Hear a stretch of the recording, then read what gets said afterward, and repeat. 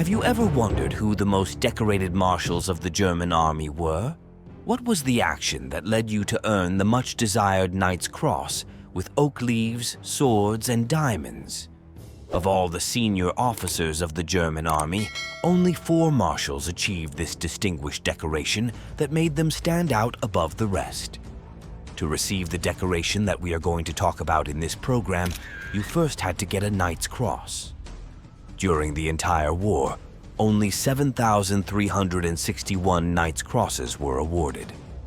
Of these more than 7,000 soldiers, only 883 were able to add the oak leaves to their Knight's Cross, and only 159 were able to later add the swords. Michael Wittmann, or the famous Marshal von Manstein, was awarded this decoration. The privilege of receiving the diamonds for his Knight's Cross was something that only 27 men in Germany enjoyed, including 10 flying aces, 2 submarine captains, 1 colonel, and 14 generals and field marshals.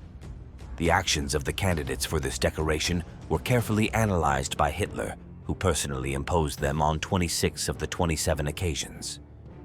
That happened because the decoration of General Dietrich von Saucken was approved by Hitler, but he could not deliver it personally since the date of the decoration ceremony was set for May 8, 1945. However, General von Saucken received the decoration on May 9th. Well, after this presentation, let's see who were the only 4 field marshals who received the Knight's Cross with oak leaves, swords, and diamonds. The first of them was done on March 11th, 1943. As it could not be otherwise, mainly for German propaganda, it was Erwin Rommel, also known as the Desert Fox. To date, Rommel had stood out for his good performance in the French campaign of 1940 and for his actions at the head of the Afrika Korps, which led him to be on the verge of reaching Cairo at the end of 1942. One of the most important actions he carried out in North Africa was the taking of Tobruk in June 1942, which made him promoted to Field Marshal. Paradoxically, the most important decoration Rommel received came at his darkest moment to date. It was specifically when he was forced to leave Africa due to the imminent fall of the German army in Tunisia that 5 days after being evacuated, Rommel received the diamonds for his Knight's Cross. Without a doubt, it was carried out for propaganda purposes to try to hide the disaster that was about to occur in North Africa.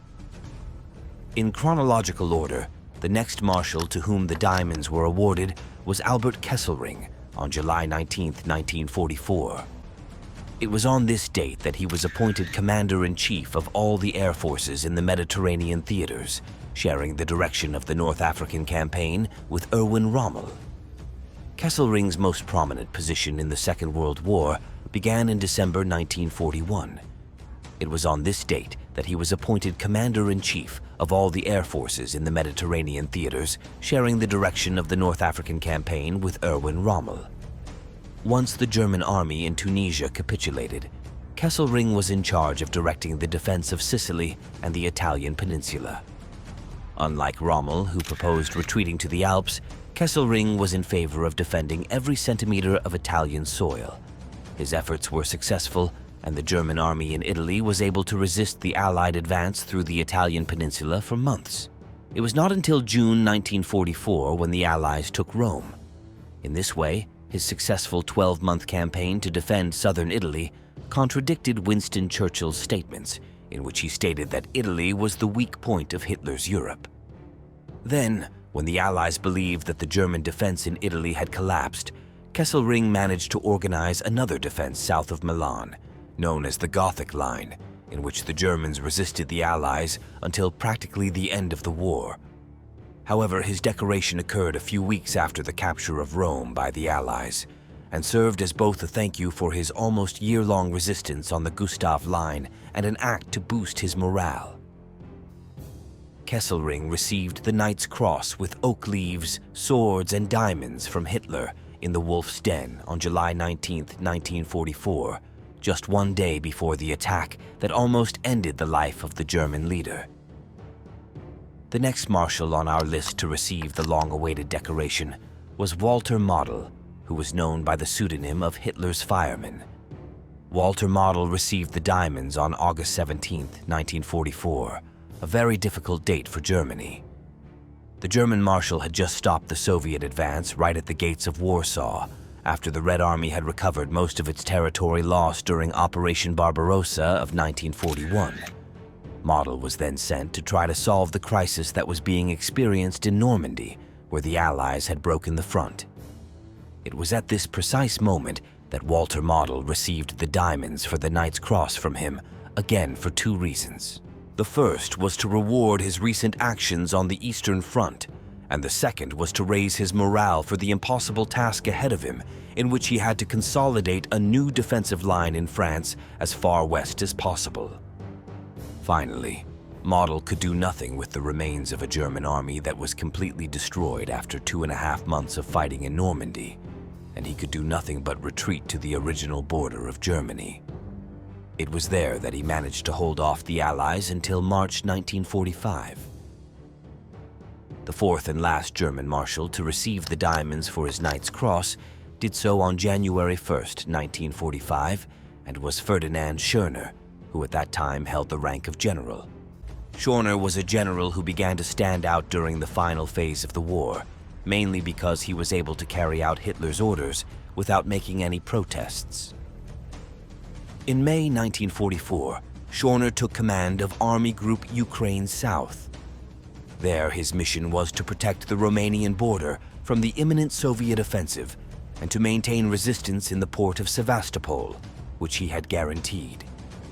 However, he could not prevent the fall of Sevastopol, nor could he do much to defend Romania, because as soon as the Soviets attacked the sector in August, the entire German front collapsed along with that of its Romanian ally.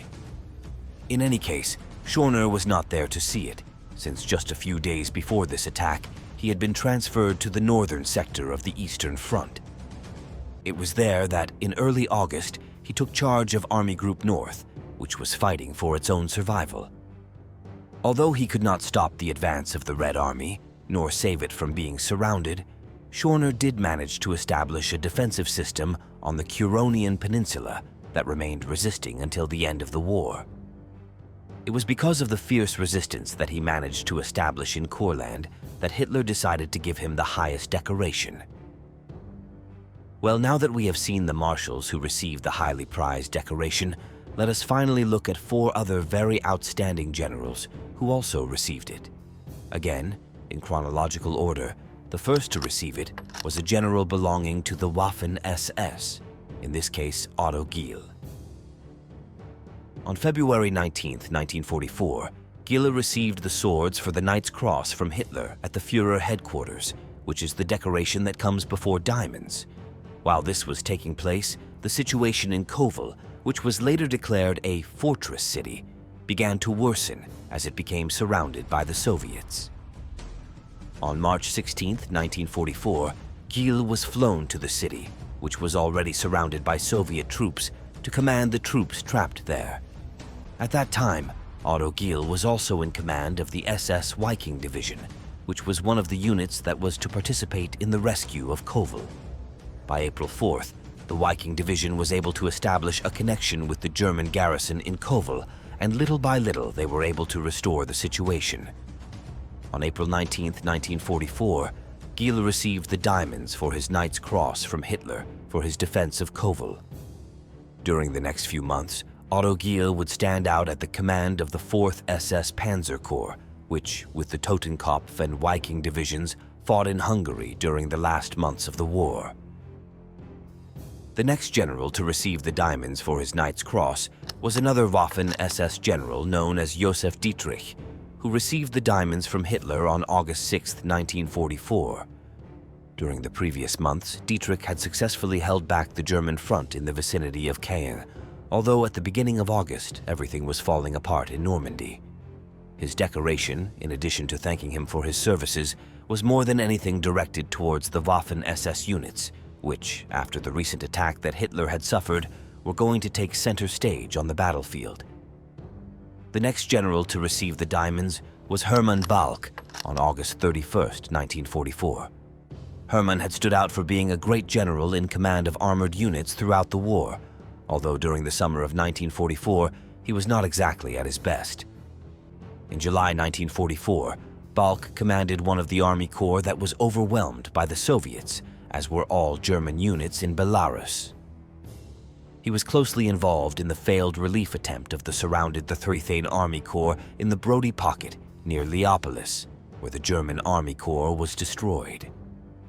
In August 1944, after the situation in the vicinity of Warsaw had deteriorated, he assumed command of the 4th Panzer Army. It was precisely at this moment that Hermann Balck received the diamonds for his Knight's Cross. In September 1944, Balck was transferred from the 4th Panzer Army in Poland to the Western Front to command Army Group G in the Alsace region. There, Balck was unable to stop the Allied advance under General Patton, and in late December, he was relieved of command of Army Group G. Later, through Guderian's intervention, he was transferred to command the reconstituted 6th Army in Hungary, where he participated in the final offensives to liberate Budapest. And finally, the most prominent general to receive the diamonds was Hasso von Manteuffel on February 18, 1945. In addition to having led the Grossdeutschland Division during most of 1944, Manteuffel's most notable position was that of Commander-in-Chief of the 5th Panzer Army, which participated in the Great Ardennes Offensive in December 1944. His army achieved a greater advance than Dietrich's 6th SS Panzer Army, and was the only one that came close to crossing the Mosse River during the Ardennes Offensive. Once the last German bet on the Western Front failed, Manteuffel took charge of directing the series of battles that took place throughout the German territory gained in the Ardennes.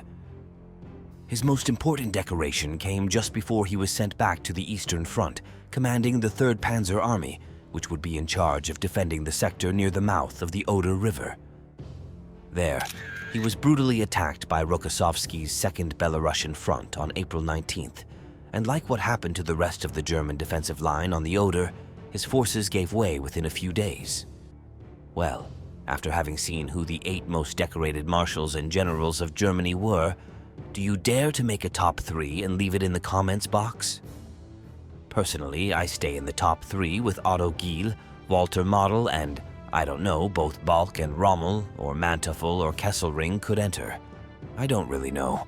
I left that one open.